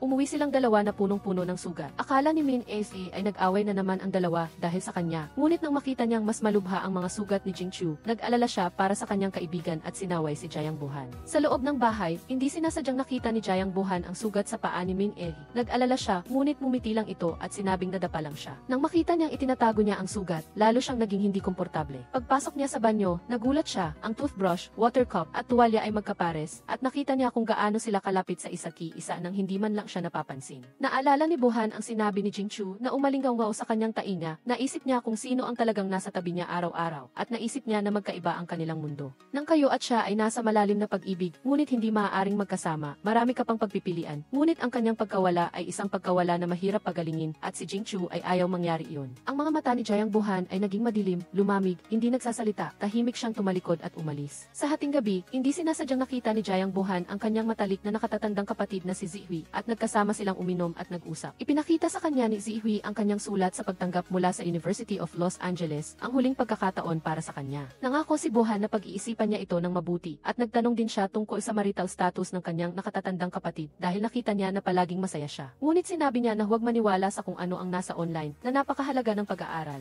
Pinagsisisihan niyang sinira niya ang kanyang pag-aaral dahil sa pag-ibig, huwag mo nang ulitin ang kanyang pagkakamali. Kinabukasan, ang kanyang nakatatandang kapatid ang pumunta para makipag-ugnayan sa mga mag-aaral para sa kanilang karera at pag-aaral sa ibang bansa. Nagdala si Min-e ng cake para kay Chunyan, ngunit naisip ni si Jiao na birthday iyon ni Jayang Buhan. Dahil ang kanyang nakatatandang kapatid na babae ay umuwi, ngunit ayaw ni Buhan. Mula nang mamatay ang kanyang nakababatang kapatid, ayaw na niyang ipagdiwang ang kanyang kaarawan. Muling binanggit ni si Jiao na maaari nilang imbitahan si Min-e, ngunit tumanggi si Buhan ng malakas. Nagalit siya at lumapit kay Min-e na kumukuha ng mga litrato, at walang kahihiyang itinapon ang cake. Nagalit si Min-e, hindi na nakapagpigil pa at ibinato ang cake kay si Jiao. Nag-away ang dalawa at nasira pa ang mahalagang bracelet ni si Jiao. Narinig ng mga tao ang gulo at tumakbo para awatin sila, at hinila ni Jayang Buhan si Min-e palayo. Tumayo si Chunyan at sinaway si Jiao sa kanyang masamang ugali at pagiging petty. Ang cake na ito ay ginawa ni Min-e para sa akin, hindi para kay Jayang Buhan, kaya bakit ka nagsiselos? Hindi nakinig si Jiao, at sumigaw siya na si Chunyan ay nahuhumaling sa mga lalaki at sumusunod sa basketball team. Hindi na nakayanan ni Chen Sujai at pinagtanggol si Chunyan, kaya umalis si Jiao na parang gusto niyang magsuka ng sirop. Samantala, galit pa rin si Min-e at nakikipag-away kay Jayang Buhan.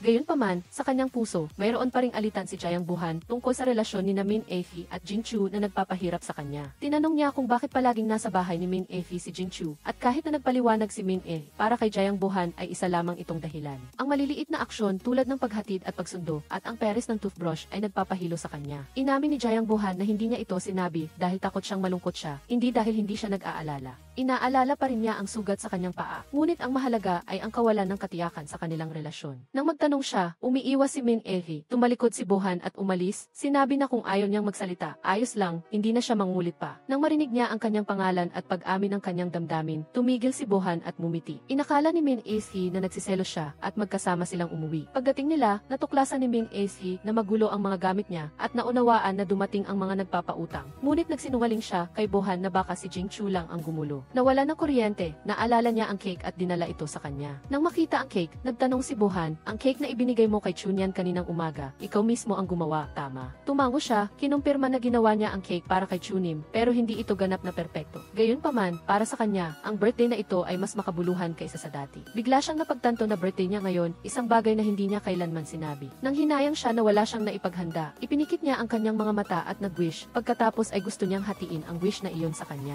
Nag-wish din siya na pagpatay ng kandila, bigla siyang halikan sa pisngi nito. Hindi pa nawawala ang romantikong atmosfera, biglang umilaw ang ilaw. Nag-pop up ang notification sa kanyang telepono na nanalo siya, at sa sobrang tuwa, tumawa siya. Akma niyang papahira ng icing ang kanyang mukha, at umalinggaw ang kanilang tawa sa maliit na bahay. Sa ibang lugar, napuno ng sama ng loob si Chunim dahil sa mapanuksong salita ni Jiao, umiiyak ng walang tigil. Pinunasan niya ang kanyang luha gamit ang necktie ni Sujai. Hindi alam na kukuha sana siya ng tissue para sa kanya. Maamo niyang ipinahayag ang kanyang damdamin, nagtapos sa isang tao taos-pusong pag-amin na nagpaiyak sa kanya. Nagpalitan sila ng isang malambot na halik sa labi at isang emosyonal na unang paghawak sa kamay. Isang umaga, tumawag ang ina ni Mingxi. Sinabi sa kanya na pansamantalang ilabas si Jingchu sa bahay dahil tila magiging agresibo ang grupo ng mga maniningil ng utang. Habang nakikinig sa tawag, natuklasan niyang naghihintay na ang mga ito sa harap ng pinto, kaya dali-dali siyang tumakbo. Biglang dumating si Zihui at isinakay siya sa kotse. Nang ligtas na sila, inihayag ni Zihui na may layunin siya sa pagpunta roon. Ay hilingin kay Mingxi na kumbinsihin si Bo Han na tanggapin ang imbitasyon na sumali sa national basketball team sa ibang bansa. Ang kanyang senior ay matamis at mahinahon na sinabi na dahil mahalaga na siya ngayon kay Bo Han, siya ang may pinakamalaking impluensya. Pagkatapos ay sinabi niya na gusto niyang tulungan siyang makasama si Bo Han sa ibang bansa o tulungan si Mingxi na bayaran ang utang. Pagkatapos ay matagal na nag-isip si Mingxi sa tabi ng lawa at ang taong pumunta ay si Jingchu. Alam niya na tuwing malungkot si Mingxi, babalik siya sa lugar kung saan namatay ang kanyang ama, isang sulok sa kanyang alaala kung saan naroon pa rin ang sakit. Hindi niya alam kung ano ang ikinababahala nito, ngunit sapat na ang umupo sa tabi niya para makinig sa kanyang mga problema o simpleng tulungan siyang hindi mag-isa. Kalaunan, matapos mag-isip, tinawagan niya siyang makipagkita sa principal at kay Zihui. Ipinahayag ang kanyang desisyon, tutulungan niya silang kumbinsihin si Bo Han na pumunta sa ibang bansa. Ngunit sa isang kondisyon, walang sinuman ang sasabihin na hindi siya sasama, umaasa lamang na pananatilihin nilang lihim ito. Kahit na nalulungkot ang principal at si Zihui, sa huli ay pumayag sila. Sa gabing iyon, hinawakan ni Mingxi ang kamay ni Bo Han patungo sa isang maliit na amusement park, kung saan ang Ferris wheel ay tahimik na nakatayo sa gitna ng gabi. Habang nakaupo sa cabin, curious na tinanong ni Bo Han kung bakit niya pinili ang lugar na ito. Sinabi ni Mingxi na gusto lang niyang huminga siya ng sariwang hangin. Nagbiro siya, iniisip na pinili niya ang lugar na ito para ma-enjoy ang pribadong sandali nilang dalawa. Hinalikan ni Bo Han si Mingxi ng matamis sa gitna ng kumikinang na liwanag. Pagkatapos ng halik, ipinahayag ni Mingxi ang kanyang hiling na pumunta sa ibang bansa para palawakin ang kanyang pananaw at umaasa na sasama si Bo Han sa kanya. Nang marinig ito, nagduda si Bo Han. Sinabi ni Mingxi na hinanap siya ni Ate Zihui at gustong tulungan silang dalawa. Nang marinig ito, pumayag si Bo Han, nangako silang magsikap at mag-grow up ng magkasama. Sa daan pa uwi, natuklasan ni Mingxi na ang grupo ng mga maniningil ng utang ay naghihintay sa paligid ng bahay. Gumawa siya ng dahilan na ulan na para paalisin si Bo Han. Pagkatapos ay kinuha nila ang kontrata at nagbago ang kanilang isip. Humihingi ng doble sa interes, kung hindi, gagawin nila siyang mawala mula sa bansa. Pagkatapos, isang araw, sumakit muli ang binti ni Sujay, kaya umuwi siya ng maaga dahil sa muscle strain. Ang sikreto ay hindi matatago ng matagal, kaya sinundan ni Bo Han si Sujay at tinanong. Aminado si Sujay sa kanyang injury. Sobrang galit si Bo Han dahil nag-aalala siya sa kalusugan ng kanyang kasama at galit din dahil itinago sa kanya ng kanyang kapatid ang isang malubhang injury. Kinaumagahan nang magpatingin siya, sinabi ng doktor na kailangan niyang sumailalim sa operasyon kaagad kung ayaw niyang maapektuhan ang kanyang karir. Ngunit gusto niyang lumahok sa laro at hiniling sa doktor na bigyan siya ng painkiller bago ang laro. Narinig ito ni Chunim sa labas, sinubukan siyang kumbinsihin, ngunit hindi niya mababago ang isip ni Sujay. Sa isa pang pangyayari, sa pagkakataong ito, hindi nag-ingay ang mga thugs, kundi lihim na nag-install ng kamera sa banyo. Habang naliligo si Mingxi, lihim silang nanonood sa pamamagitan ng telepono at pinag-uusapan ang pagbebenta ng video sa isang buyer. Hindi inaasahang napadaan si Zhengwen at narinig ang pangalan ni Mingxi kaya nagtanong siya. Agad siyang nag-transfer ng pera para bilhin ito at sinigurado na walang kopya. Gayunpaman, pagkatapos niyang makuha ang video, halos mapatay niya ang dalawang lalaki dahil kahit na kriminal siya, kinamumuhian niya ang ganoong karumalduman na kilos. Ikinuwento ni Zhengwen ito kay si Jiao at kinabukasan, ipinakita ni si Jiao ang video kay Mingxi. Nagulat si Mingxi. Akala niya si Zijiao ang nag-video, ngunit kinumpirma niya na binili lang niya ito mula sa dalawang lalaki. Nagbigay ng kondisyon si Zijiao, kung hindi na makikipag-ugnayan si Mingxi kay Bo Han, buburahin niya ang lahat ng ebidensya. Nagbuntong hininga lang si Mingxi, hindi man lang niya pinansin ang banta dahil binitawan na niya ang pag-ibig na iyon, aalis na si Bo Han patungong ibang bansa habang siya ay mananatili. Umaasa siya na pananatilihin ni Zijiao ang sikreto para kay Bo Han. Nang gabing iyon, binura ni Zijiao ang lahat ng ebidensya bilang pagsunod sa kanyang salita. Pag-uwi, natuklasan ni Mingxi na ibalik na ang sapatos. Tahimik siyang pumasok sa banyo, natagpuan ang kamera at sinira ito. Pag-uwi ni Jingchu, sinabi ni Mingxi na sira na ang lumang sapatos kaya hindi na niya ito gagamitin. Inosenteng sinabi ni Jingchu na mayroon pa itong warranty at pwedeng ipaayos. Hindi na napigilan ni Mingxi at diretsahang tinanong, binili mo ba ang sapatos na iyan? Sa galit ay pinilit niyang sabihin ang totoo. Ngunit nang malaman ang katotohanan, nakita niya ang bagong sugat sa binti ni Jingchu dahil sa pakikipaglaban niya sa iba. Sa galit at hindi alam kung paano siya haharapin, pumasok siya sa silid at isinara ang pinto. Samantala, gumapang si Jingchu sa harap ng pinto ng silid ni Mingxi, nagmamakaawa at humihingi ng tawad. Biniro rin niya ito na kung hindi siya lalabas at titingnan ang kanyang sugat, mabubulok ang kanyang mga kuko at magiging lumpo siya, kaya wala na siyang magagawa kundi kumain na lang sa kanya. May luha pa rin sa kanyang mga mata, ngunit binuksan ni Ming Efi ang pinto at niyakap siya. Nagpasalamat siya at humingi ng tawad sa kanya. Nagpapasalamat pa rin si Jingchu. Salamat at tapos na ang karera. Kung napagod siyang umiyak, marami siyang mawawala ng lakas. Kasabay nito, dumating si Bohan sa basketball court at nakita si Sujai. Kinumpirma kung gusto niyang mag-inject ng painkiller at pagkatapos ay pinalaya siya ni Bohan sa team. Pagkatapos ay nag-usap si Sujai at Bohan, sinabi niya na kailangan niyang manalo sa championship na ito upang kumbinsihin ang kanyang mga magulang na payagan siyang maging isang atleta sa halip na maging isang abogado. Nakita ni Bohan si Sujai na umiiyak at sa ilang paraan, naunawaan niya ito, kaya ginagpa siya siyang bigyan si Sujai ng isang pagkakataon, isang 3-point shooting challenge. Kung matatalo si Sujai, aalis siya sa team.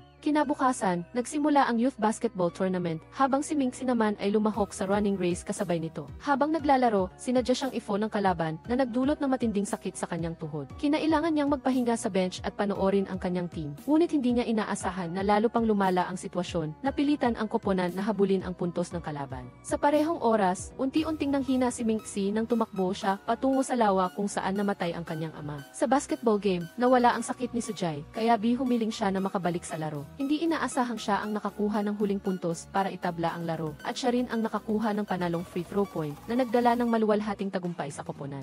Nagbuni ang buong koponan sa kanilang championship at kaagad, nagbike ang 5 upang suportahan si Minxie sa kanyang karera. Bagaman hindi siya nagwagi sa championship, itinuturing pa rin si Minxie ng kanyang mga kaibigan bilang isang nagwagi. Nagdiwang ang grupo ng magkasama, lumaganap ang kaligayahan at napuno ng masayang atmosfera ang bahay ni Minxie kung saan nagtipon-tipon ang lahat. Kinabukasan, binigyan ng ina ni Bohan ang kanyang anak ng kontrata mula sa University of Los Angeles, binibigyang diin na kapag pumirma na siya, hindi na siya makakabawi. Ang paglabag sa kontrata ay magdudulot ng malaking pinsala sa koponan na hindi mababayaran kahit ibenta pa ang buong ari-arian ng pamilya Jiang. Pumirma si Bohan at pagkatapos ay nag-text kay Minxie, iniimbita siyang makipagkita sa isang mahalagang tao ngayong gabi. Masayang pumayag si Minxie, pagkatapos tinawagan ni Bohan si Zihi upang magtanong, ngunit sinabi niya na nasa huling araw siya ng kanyang panayam para sa pag-aaral sa ibang bansa. Ngunit naramdaman niya na mayroong mali, kaya tinawagan niya ulit si Minxie. Tinanong kung anong oras siya nagsimula sa trabaho, kung nagpa-interview ba siya, at sinabing papunta na siya. Nag-alala si Minxie, naramdaman niyang alam na ni Bohan ang lahat, kaya hinila niya si Jingchu at tumakbo papunta sa istasyon ng tren. Nang umalis na ang tren, dumating si Bohan sa lugar, tinawag ang kanyang pangalan ng walang pag-asa, tumakbo upang pigilan siya at hiniling na magpakita siya at magpaliwanag. Ngunit yumuko si Minxie, hindi naglakas loob na lumingon. Nang gabing iyon, dumating si Bohan sa harap ng bahay ni Minxie at matatag na sinabi na kung hindi siya lalabas, hindi rin siya aalis. Habang lumalalim ang gabi, nanatili si Minxie sa kanyang silid. Pinayuhan siya ni Jingchu na lumabas, sinabing matigas ang ulo ni Bohan, at kung hindi siya lalabas, tiyak na hindi siya aalis. Lumabas si Jingchu at sinabing umuwi na si Bohan, na ikinagalit ni Bohan, at tinanong kung kailan pa naging karapatan ng iba na magdesisyon para sa kanya. Seryosong sinabi ni Jingchu kay Bohan na huwag na siyang sundan pa si Minxie, at pagkatapos ay sinuntok siya. Ngunit hindi siya lumaban, sinabing kung sa pagsuntok niya ay hindi na siya magagalit kay Minxie. Sige lang. Mayroong isang bagay na gumuho sa puso ni Bohan, ang lahat ng mga alaala, pangako, at mga sandali na magkasama sila ay nagpapasakit lamang sa kanya. Pakiramdam niya ay nawala siya ng isang bagay na napakahalaga. Nang gabing iyon, nag-iisa si Bohan na bumisita sa puntod ng kanyang kapatid. Naaalala ang mga masayang sandali kasama ang kanyang minamahal na kapatid, na tanging siya lang ang pinakamatapat sa kanya. Nananatili pa rin sa isipan niya ang pagkawala ng kanyang kapatid. Muling pinanood ni Bohan ang video ng performance ng kanyang kapatid sa entablado at hindi niya napigilang umiyak. Sa parehong gabi, nagdala si Zijiao ng mga bulaklak upang bisitahin si Buyang. Kinuha rin niya ang video ni Bohan na naglalaro ng basketball, na itinapon sa lawa at ipinadala kay Bohan. Humingi siya ng tawad dahil sinunog niya ang imbitasyon sa performance ni Buyang noon, na nagdulot kay Bohan na hindi malaman at dumalo, na lalo pang nagpalala sa mood ni Buyang at humantong sa malubhang kahihinatnan. Ito mismo ang dahilan kung bakit nagkaroon ng lamat ang kanyang relasyon kay Bohan, na hindi na maibabalik hanggang ngayon. Nang gabing iyon, umuwi siya upang tingnan muli ang mga lumang larawan niya kasama si Bohan, at hindi sinasadyang narinig niya si Zheng Wen na nakikipagtalo sa kanyang ama. Magpapakasal na ang kanyang ama at ang ina ni Zijiao. Ibig sabihin ay magiging magkapatid sa batas na sina Zheng Wen at Zijiao, kaya walang pag-asa na sila ay magkasama, kaya mariing tinutulan ito ni Zheng Wen. Sinubukan ni Zijiao na pigilan ang kanyang ama na saktan si Zheng Wen, ngunit pinagalitan at pinarusahan siya ng kanyang ina na lumuhod. Alam ni Zijiao na hindi nagmamahalan ang dalawang matanda at ginagawa lang ito para sa kanilang sariling kapakinabangan, ngunit walang magawa siyang lumuhod. Itinayo ni Zheng Wen si Zijiao at sinabing, "Nandito ako, walang sinuman ang makapagpapaluhod sa iyo."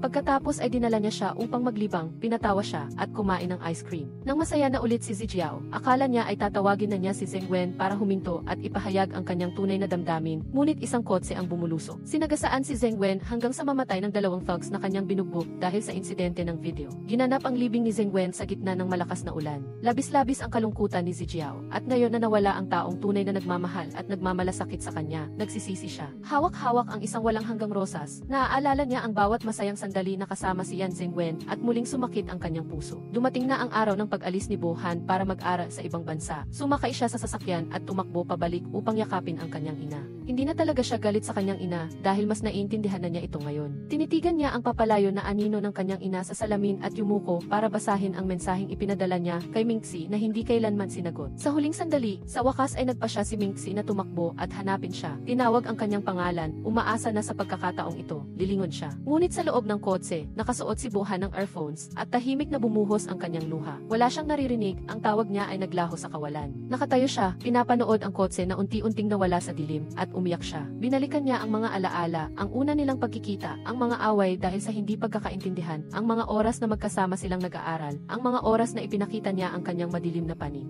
Ang kanilang pag-ibig ay dating tapat at dalisay. Ngunit ngayon ay naunawaan niya na nabibilang sila sa dalawang magkaibang mundo. Mayroon silang dalawang magkaibang landas. Ngunit pagkatapos, tuwing may naririnig siyang tumatawag sa kanyang pangalan, umaasa siya na si Bohan iyon, ngunit hindi. Pareho silang titingin sa strawberry milk box at mahirap pigilan ang kanilang damdamin. Umupo ako sa gitna ng silid na may cake at kandila, habang si Bohan naman ay tinitingnan ang mga larawan at naaalala siya. Samantala, niyakap na lang ni Mingxi ang lumang damit ni Bohan na parang niyayakap siya. Makalipas ang 4 na taon, nakatira pa rin si Jingchu kay Mingxi. Birthday niya noon, naghanda si Jingchu ng isang cute na strawberry cake. Tahimik siyang kumanta ng happy birthday para sa kanya bilang isang matamis na ugali na nakasanayan niya sa paglipas ng mga taon. Sa sandaling pag-ihip ng kandila, ipinikit ni Mingxi ang kanyang mga mata at nag-wish ng 3 bagay. Umaasa siyang ang taong mahal niya at ang taong nagmamahal sa kanya ay laging magiging ligtas at malusog. Umaasa siyang pareho silang magiging ang bersyon ng sarili nila na pinangarap nila. At isang huling wish na itinago niya sa kanyang puso. Alam na alam niya na baka hindi ito maging totoo. Agad na humingi si Jingchu ng wish kay Mingxi at umaasa siyang laging magiging masaya siya. Sa kalasingan, niyakap ni Mingxi si Jingchu na nagpa-tremble sa kanya. Ngunit kaagad niyang binulong ang pangalan ni Bohan na agad na nagpabago sa kanyang isip. Dahan-dahan siyang binuhat ni Jingchu papasok sa silid. Maingat na kinumutan at lumabas at tinawagan si Bohan. Bumaba ang tono ng kanyang boses na maihalong pang-aasar. Tinanong kung kailan babalik ang kanyang matandang kaibigan. Dahil sa loob ng mahabang panahon, siya ang lihim na nagpapadala ng mga larawan ni Mingxi kay Bohan. Ang mga larawang nagpapaisip sa mga tao na maayos pa rin ang buhay ng babae, na masayahin pa rin siya kahit nawala ang isang tao. Ngunit sinabi ni Bohan na hindi na siya babalik, mananatili na lang siya sa ibang bansa. Sumumpa si Jingchu na kung hindi babalik si Bohan, hindi siya patatawarin kahit multo pa. Nagising si Mingxi nang marinig ang usapan at nagtanong. Hinulaan niyang tumawag si Bohan, ngunit nagsinungaling si Jingchu at pinatulog siyang muli. Bumalik si Mingxi sa kama at niyakap ang damit ni Bohan na puno ng pananabik. Sa kabilang banda, pinapanood muli ni Bohan ang mga lumang larawan nang dumating si Zijiao. Umiti siya at nagtanong kung kamusta siya, mas mature na sila ngayon. Pinayuhan niya siyang umuwi at ibahagi ang kanyang tagumpay sa taong mahal niya. Nagpasalamat din siya sa kanya sa pag-aalaga sa kanya sa loob ng mahabang panahon. Ngayon ay kailangan na niyang maghanap ng bagong tahanan. Samantala, namumulaklak na ang pag-ibig ni Chunim at Sujai. Matapos subukan ang mga damit pangkasal, nais ni Chunim na si Mingxi ang maging bridesmaid niya. Binigyan niya si Mingxi ng isang nakamamanghang gown na nagdulot sa kanya ng kakaibang pakiramdam. Nagtataka siyang nagtanong sa sarili kung bakit ang damit ng bridesmaid ay parang damit pangkasal. Mumiti si Chunim at umalis, iniwan si Mingxi ng mag-isa. Sa sandaling iyon, lumitaw si Bohan, nakasuot ng maayos at tahimik na pumasok. Naestatwa si Mingxi, gulat at galit. Nagmadali siyang umalis ngunit nadulas at nahulog sa kanyang mga braso. Gayunpaman, sinubukan pa rin niyang tumakas. Hinabol siya ni Bohan, hinila ang kanyang kamay at walang sinabing kahit ano. Niyakap siya ng mahigpit na para bang gusto niyang yakapin ang lahat ng pananabik sa loob ng 4 na taon na hindi kailanman nawala. Naaalala niya 4 na taon na ang nakalipas. Hindi sinasadyang natumba ni Jingchu ang isang basurahan at nakahanap ng isang nakatagong kamera. Agad niyang tinawagan si Bohan at nagmadali silang dalawa sa lugar kung saan huling na-access ang device na ito at hindi inaasahang nakita nila si Zijiao. Akala nila si Zijiao ang naglagay ng kamera, ngunit itinanggi niya ito. Ang mga maniningil ng utang ni Mingxi ang naglagay ng device, lihim na nagvideo upang bantaan siya. Nang malaman ni Bohan ang katotohanan, naging tulala siya. Ang utang na pinapasa ni Mingxi ay hindi niya kailanman sinabi kaninuman. Sinubukan ni Jingchu na pigilan si Zijiao at nag-agawan silang dalawa na nagdulot ng pagkahulog ni Zijiao sa hagdan. Simula noon, nawalan na siya ng kakayahang sumayaw. Dahil sa pananagutan, pumayag si Bohan na samahan ang ina ni Zijiao sa ibang bansa para sa kanyang pagpapagaling at pumayag sa isang malupit na kondisyon na hindi siya makikipag-ugnayan kay Mingxi. Ngayon, nang tapos na ang lahat, sinabi ni Bohan ang lahat kay Mingxi. Tahimik siya pagkatapos ay nagtanong tungkol kay Zijiao. Sumagot siya na maayos na ito. Umiti ng malumanay si Mingxi at sinabing maayos din siya. Nagtapos na siya, mayroon siyang matatag na trabaho, nabayaran na ang lahat ng utang, at nanalo rin si Jing Chu sa boxing competition. Lahat sila ay maayos, ngunit ang pagbabalik niya sa oras na ito ay tila huli na. Yumuko si Bohan, naging malalim ang kanyang boses, humihingi ng tawad dahil hindi siya nakasama sa kanya sa panahong iyon. Tinitigan siya ni Mingxi, dahan-dahang sumagot, hindi niya balak patawarin siya o ang kanyang sarili. Ngunit lumambot ang kanyang mga mata at dahan-dahan siyang nagtanong kung gusto pa rin ba niyang kumain ng inihaw na sausage at uminom ng soy milk. Tumawa si Bohan, tumingin sa kanya ng may pagmamahal at nagtanong, ikaw, gusto mo pa rin ba ako? Walang sinabi si Mingxi, dahan-dahan siyang sumagot ng isang matamis na halik na nagtapos sa kanilang first love na akala niya ay matagal nang lumipas. Ang pag-ibig na dating dalisay, inosente, puno ng sakit ngunit puno rin ng init at intensity, tulad ng kabataan na kanilang pinagdaanan.